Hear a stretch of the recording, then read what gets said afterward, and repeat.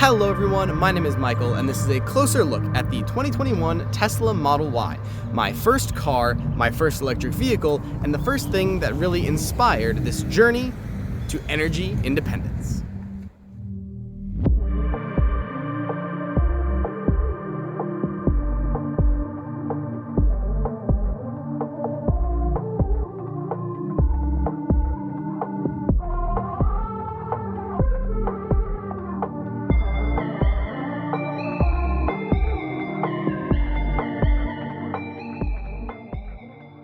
There are a lot of videos reviewing and looking at and delving into the details of a Tesla Model Y. Like I said in the first episode, this is the most sold car in the world. There are a lot of people who have looked at a lot of things about this car. So, I'm not going to do too much of an in-depth review. I'm going to look at the basic specs like I have on all of the other things, look at some cool features that really stand out for me, and then look at some of the modifications and accessories that I've put on my Tesla Model Y. Like I said in the first episode, I got this in December of 2024, which was just the end of last year. If you want more details on why I ended up getting a Tesla and some more information about that, what led me to this choice, go watch that first episode, click the card.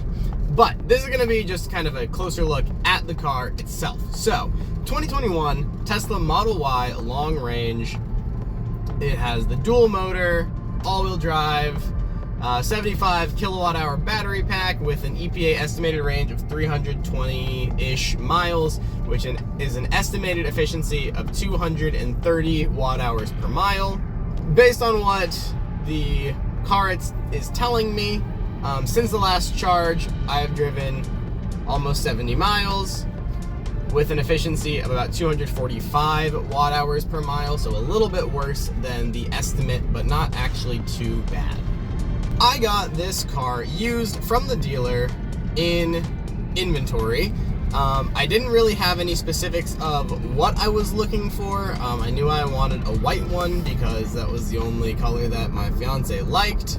And I was pretty set on a Model Y because, like I say in the first episode, this is going to be the family car. That is the goal of this vehicle. So I wanted to get something that was a little bit bigger that could handle some kids once they exist. So I'd been looking around in the Tesla inventory, preferably close by because I didn't want to pay for the delivery fee, and I didn't really have a car and a great schedule that would facilitate going to pick up a car very well. And suddenly this used 2021 with only 18,000 miles showed up at the closest dealer to me. So I headed down there, I took it for a test drive. It was the first time I had ever driven a Tesla, although I had ridden in a Model Y before, and I really liked it. It felt very smooth. The acceleration is great. This did come with the acceleration boost, which is a lot of fun, and I enjoy showing off to relatives. I'm just going to talk about some things that I really like about the car and things that I have gotten used to and now throw me off when I drive a normal gas car these days. One of the things that I really like about the Tesla is the steering. It's very easy. You can change how responsive it is in the settings, but it's just very easy to turn the wheel and go where you want to go. One rotation of the steering wheel makes the wheels go as far as they can possibly turn, which is very nice. And then when I get into my fiance's Jeep Wrangler, it feels like I have to turn the steering wheel like 3 times before I'm turning all the way, which is just a weird transition back and forth. Another thing that I often forget, and I know that this is pretty common with electric cars, especially Teslas, is that I often forget to turn off the car or lock the doors when I'm no longer driving this car. Because a Tesla, your phone is your key, so when you approach the car, you basically touch the door handle and it unlocks the car, and then as soon as you touch the brake pedal, your car is on and you're ready to go. When you leave the car, it stops, and when you've walked far enough away, it locks itself automatically. You can unlock and lock it from your phone. You can also buy a key fob from Tesla if you want. They look kind of cool. They look like little car models. So they are pretty cool, but not worth the cost, in my opinion. One of the features that I've really gotten used to is regenerative braking and one-pedal driving. So if you did not know, electric cars have this feature called regenerative braking, where basically it tensions the motors the opposite direction to regenerate some of the energy that you normally lose from braking. It doesn't regenerate all of it. It's a very small percentage, but it is still energy that you're putting back into the battery rather than just losing it as heat or friction. Tesla incorporates this pretty aggressively to the point where you no longer have to use the brake pedal and can accelerate by pushing down on the gas pedal or the accelerator, the go pedal, and you can slow down by just taking your foot off of the pedal, and it activates that regenerative braking and slows you down pretty aggressively. Once you get to a complete stop, you still don't have to use the brake, and it will just hold you in place. That's something else that you can change the settings. You can set it to roll, you can set it to creep, where it'll still keep moving even if it won't stop fully and hold you there. But I enjoy not having to use the brake pretty much ever. One of the things that Tesla is kind of known for, and that some people really like, some people really hate, is that pretty much all of the controls are on this large display in the center. As you can see, you've got the speedometer up here, along with your gears, not gear selector, but along with your drive state indicator. You got the speed limit indicated over here, along with all of the safety things that it is seeing of the car. As you can see the cars passing us. You can see how close I am to the side over there. It also shows when my brake lights come on. This bar on the side here shows how much I am either accelerating or regenerating. This box down at the bottom here, you can see it shows that's your entertainment. You can easily switch through what music, play, pause, fast forward, etc.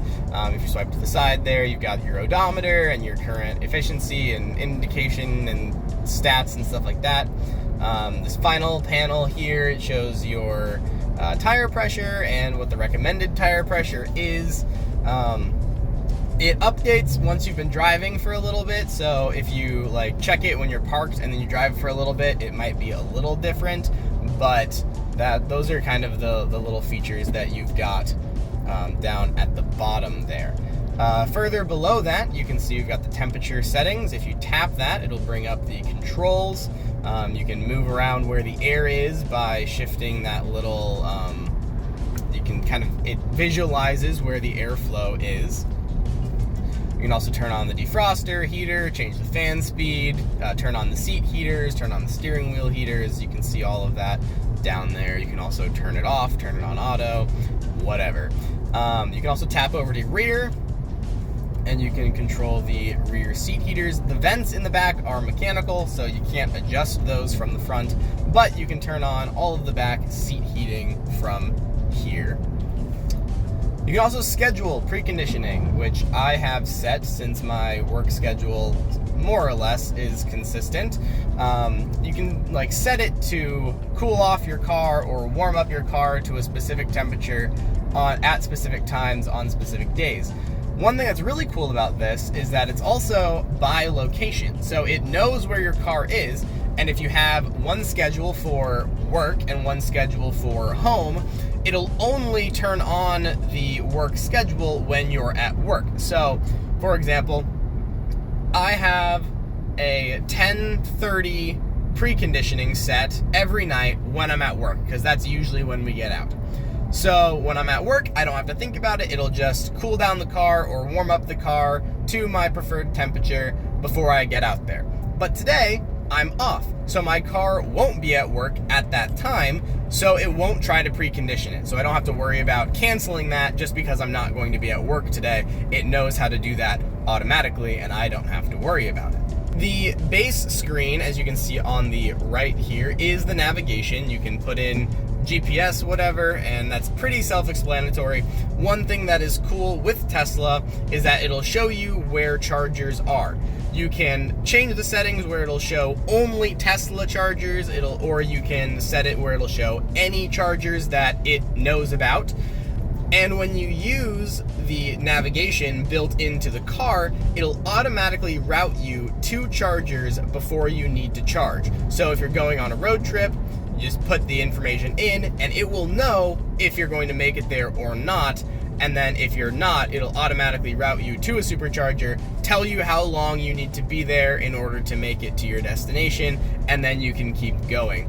There are other apps that do this a little bit better, but I will talk about those in another video if people are curious. Down at the bottom, other than the AC controls, you also have your little quick access bar here at the bottom. If you tap that button, it brings up the full menu, which has a number of apps that you can use, some of which you can only use in park, like karaoke and the Tesla Theater, but some of which, like the entertainment stuff, so Apple Music, Spotify, YouTube Music, the radio, all of those things, you can use, obviously, when you're in drive. If you go into the settings, there are some more options that aren't available in my quick menu just because I don't use them. Like, I don't have Spotify, so I don't include those in my menu bar, but I do have Apple Music, so that's why I keep that right there. If you pull up Apple Music, you can sign into your account and it'll connect your account to your car and you can listen to anything that's on Apple Music. You can have all of your playlists, you can have all of your stuff right there. Now, in order to have access to all of the streaming services and things like Tesla Theater, you do have to pay for premium connectivity, which is a monthly or yearly subscription. When we first got the Tesla, you usually will get 1 free month of premium connectivity and 1 free month of full self-driving supervised. Right now they're doing some deals where you'll get longer free subscriptions. They're doing some other things that's a little inconsistent and dependent on whatever Tesla is doing, but that's what we got. We got a free month of both of those things. Once that subscription expired for premium connectivity, we didn't get it again until pretty much this month.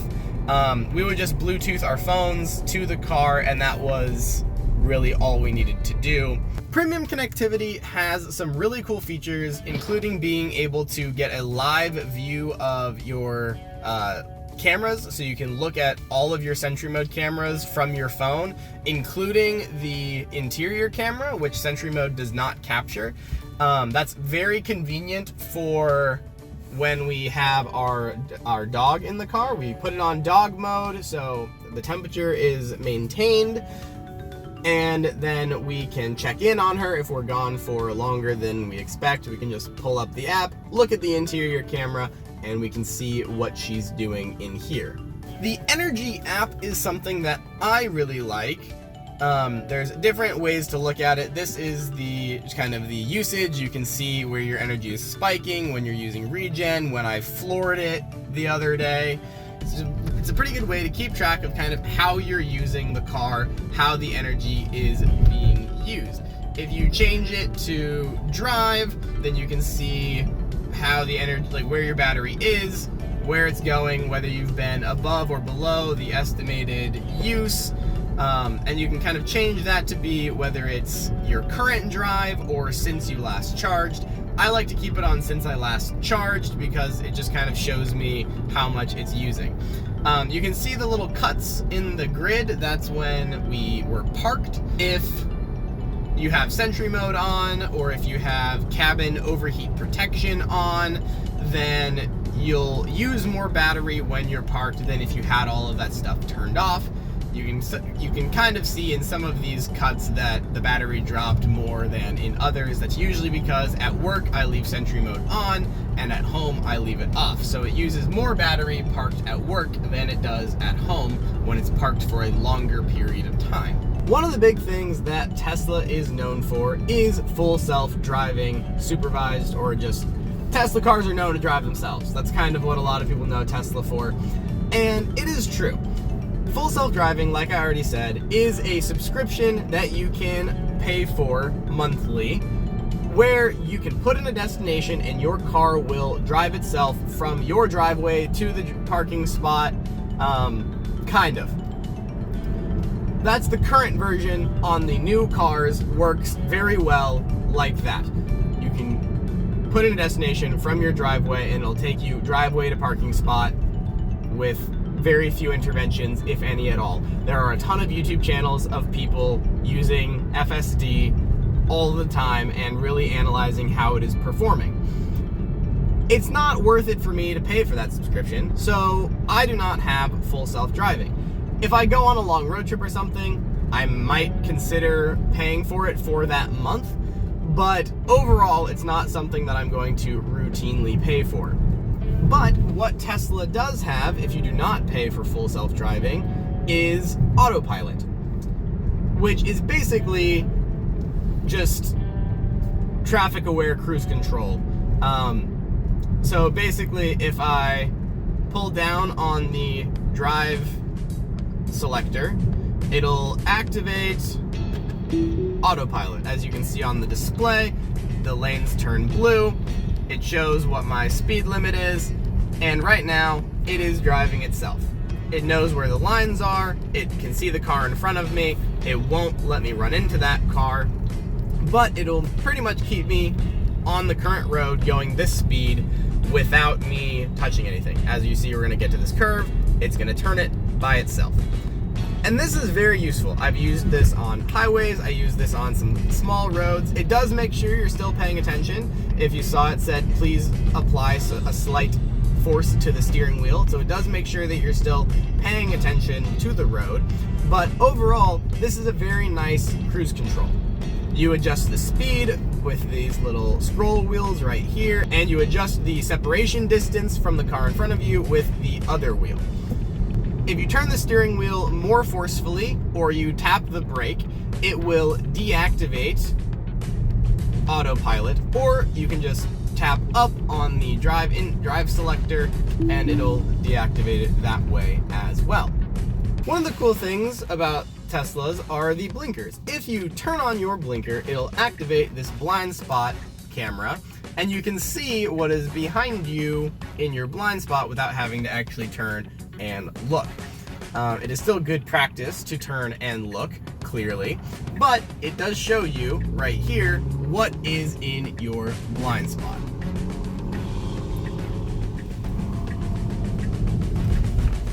It has gotten to the point now when I drive the Jeep Wrangler where I will hit the blinker and then look over at the radio as if there was a blind spot camera before looking over my shoulder to actually check my blind spot.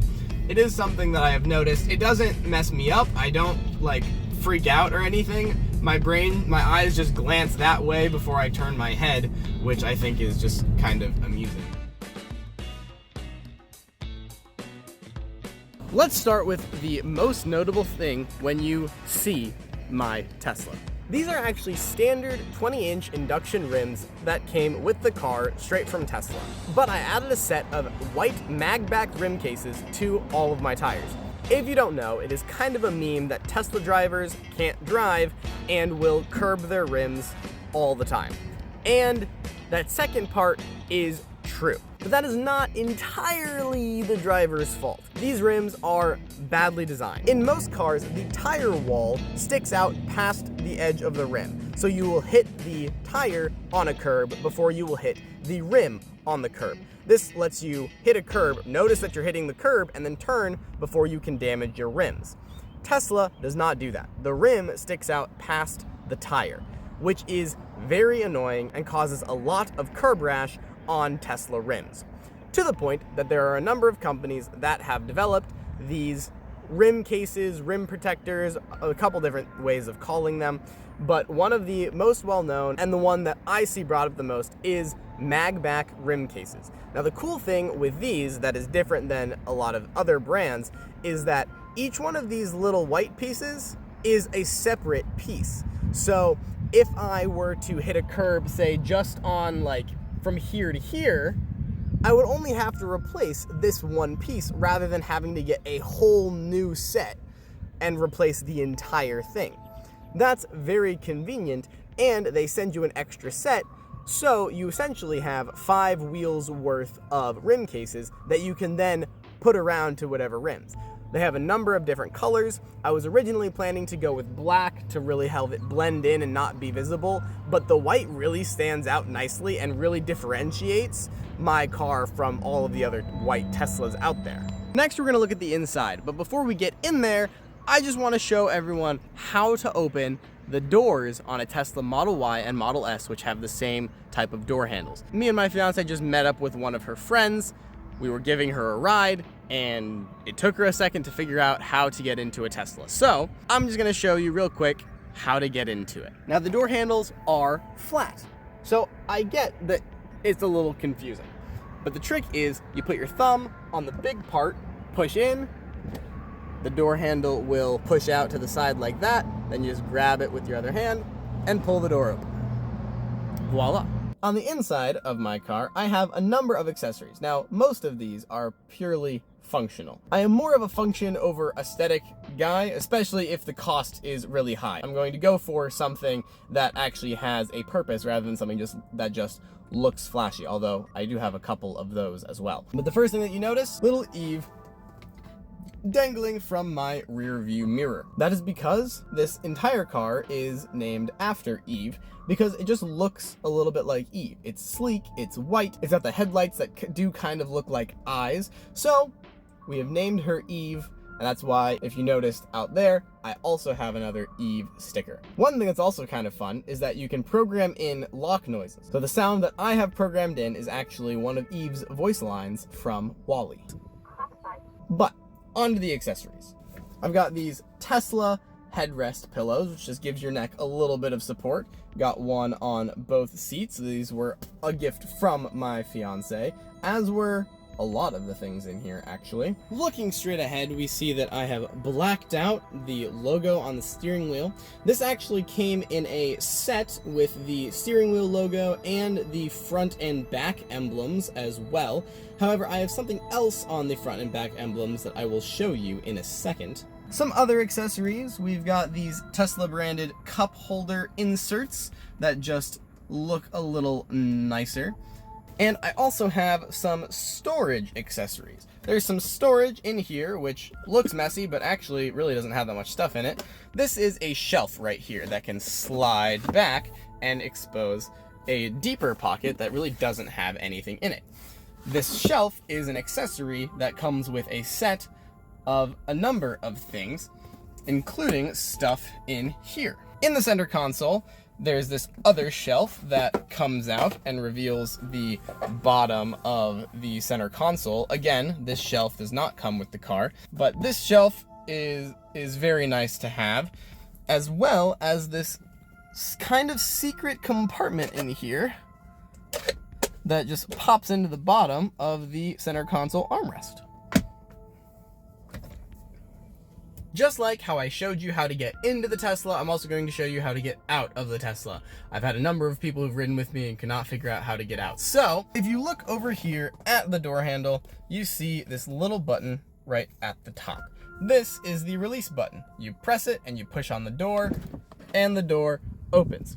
However, Tesla knows that electronic door mechanisms can be a little scary and can fail if something happens and the battery fully dies. So there is this little release lever down here where if you pull on this, it is a mechanical override that will open the door. Now, they recommend that you only do that in emergencies because the window will not roll down like it does when you use the button, which could damage the window trim. So if you see the top of the window, when I press the button, the window rolls down slightly and then you can open the door. The mechanical release does not do that, and so it could possibly damage the trim. Looking at the back of the car, I have this, once again, Tesla branded seat cover. It's just an extra seat pad in here. I also have this little storage bucket that came in that same package with those shelves from the front console. And these nice little hooks that just mount directly onto the seat back and can hold backpacks or trash bags is what I've kind of been using them for, but I have one on both seats, and it's just a very nice little accessory. As we come around to the front of the car, we see this front emblem, which you can see is a little purple. This is an iridescent vinyl logo cover that changes colors based on the angle of the light. This was a gift from my fiance. Like I said, I've got another set of blackout covers that will go over this, and I will put them on after these finally wear out.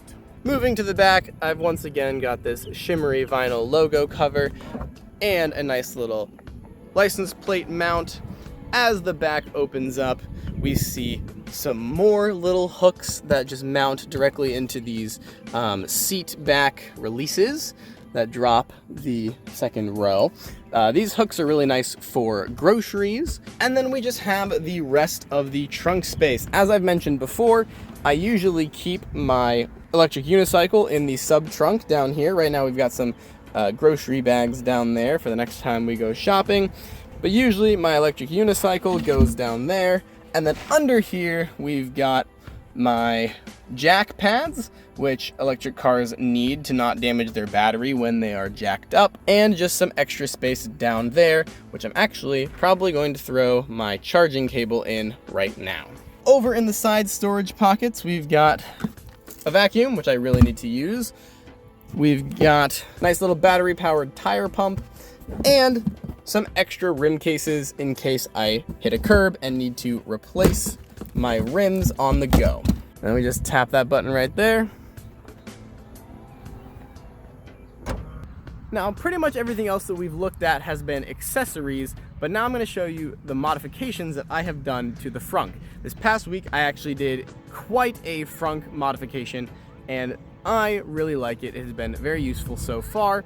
I'm still getting used to it, but I really enjoy it. So let's pop the Frunk open and show you that. You can open the Frunk from the Tesla app on your phone, or by going into the front controls and pressing the Open Frunk button. Now, this is not motorized, so you do have to lift it up and push it closed, but it does stay up on its own. You can see this nice seal that keeps everything in here sealed, and you can see my charging cables, which, like I said, I'm going to actually go throw in the trunk. This is the Frunk space. There's actually quite a lot of room here. You can put a small suitcase or a duffel bag in here with plenty of room. You can see the tow hook in there. Now, one of the modifications that I've done to the Frunk, you cannot really tell right now because it is still pretty bright outside.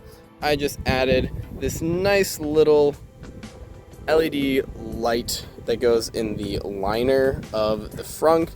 Gives it a nice little light, much better than the little emergency release light that's down here. But the second modification, I just have to show you. One of the most annoying things about the Frunk is how you close it. You have to pull it down and then press on the front in order to get it to latch. You can't drop it down like a normal hood, and it doesn't automatically close like the trunk does. So I put a motor in this little latching mechanism right here, so I can just do this. And it closes itself. Basically, as soon as the latch touches the motor down here, it just pulls itself closed. It also has a feature where if you pop the trunk and you don't actually open it all the way, so if you accidentally open it or something like that, it'll automatically close itself in about 5 minutes. Now that it's dark outside, I can show another one of my modifications. Back in the back here, I added this little design to the high-mounted brake light. It's just a little Tesla logo. That's pretty cool, I think. Really adds, again, just some character to this car. Let's talk a little bit about the Tesla app. Now, you can do a lot of things from the app. Like I said, you can open the Frunk, you can open the trunk, you can lock and unlock the doors. If you are paying for full self-driving, then you have the summon feature where you can just call the car to you, and it works sometimes. Turn on the AC, turn on the heat, turn on different seat heaters, turn on dog mode, look at the Sentry cameras live if you're paying for premium connectivity, open the charge port, set the charge limit, schedule charging, schedule service at a Tesla center, purchase any upgrades, like those subscriptions, purchase any accessories like the roof rack and things like that. You can do so many things in the app. It basically functions as a full control of your car right from your pocket. Another really cool feature that I don't use all the time, but I do really enjoy, is the Tesla Light Show. There is this thing in the toy box, which is an app in the Tesla, called Tesla Light Show. And what that does is basically shows off what your lights can do to a pre-recorded, preset music sound light show. And it's really cool. You can find some crazy like world record light shows with like how many cars are all doing it at the same time. And they're really cool. It plays music, the lights do special things, it flashes the brights, it does the blinkers, it raises and lowers the trunk, it like opens and closes the mirrors and the windows. If you have the Model X, it'll open all of the doors. It does a lot of really cool stuff. You can find a lot of cool videos online of specially programmed light shows for those like big world record things. But I've only used it twice. One was for Christmas because it has a Christmas one, and one was just for fun to show to some relatives what it can do. Usually right about now in the video, I would have a range test, but the range of the Tesla is a little farther than I'm willing to actually test, and there have been many other tests online if you want to see how those turn out. And passing over that part of the video, that's all I've got. I know it's longer than my other videos, but the Tesla is a bigger vehicle. It's an actual car, there's more stuff to it, and I really wanted to make sure I pointed out the things that are different between a Tesla and other gas vehicles. Now, there are a lot of the things that I mentioned that are similar throughout electric vehicles, like the idea of regenerative braking and being able to use one-pedal driving. A lot of cars have the traffic-aware cruise control and things like hands-off and things like that. So I know that not all of it is exclusive to Tesla, but I wanted to point out things that I thought were interesting that people might not be aware of. I know I didn't talk about charging. I will go into that in a future video. I talked about it a little bit in episode 1, but I will go into more of how it works, how the supercharger network works, the process of using non-Tesla chargers and destination chargers, and I'll go into more detail on all of those things, which are very integral to having an electric car. If you have enjoyed this video, please drop a like down below. If you have any questions on stuff that I did not cover, please also put those in the comments down below. If you want to see the next episode in this series about energy independence, please subscribe to see more of those. If you want to see any of the episodes that you might have missed, click on this playlist right over here. But until next time, guys, thank you so much for joining me, and I hope to see you next time on this journey to energy independence. See ya.